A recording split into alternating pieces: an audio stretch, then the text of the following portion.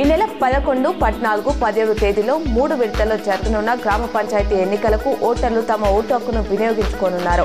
Polling కేంద్రాలకు వెళ్లేటప్పుడు 18 రకాల గుర్తింపు కార్డులో ఏదైనా ఒకదాన్ని తమ వెంట తీసుకెళ్లాలని జిల్లా ఎన్నికల అధికారి కలెక్టర్ టీవీనే కృష్ణారెడ్డి సూచించారు.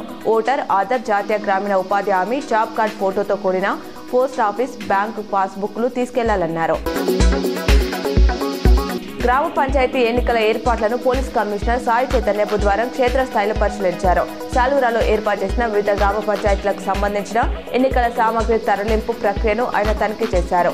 సాలూరాలోని ఎన్నికల కౌంటింగ్ కేంద్రాన్ని సిపి పరిశీలించారు. భద్రతా బందోబస్తు ఏర్పాట్లపై అధికారులకు కీలక అంశాలు జారీ చేశారు.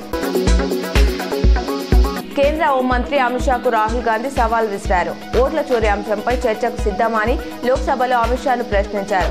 మొదటిసారి ఈసీకి పూర్తి ఇమ్యూనిటీ ఇచ్చారు. హర్యానాలో 19 లక్షల మంది నకిలీ ఓటర్లున్నారు. ఓట్ల చోరీ చర్చకు షా భయపడుతున్నారు అని రాహుల్ గాంధీ ఆరోపించారు.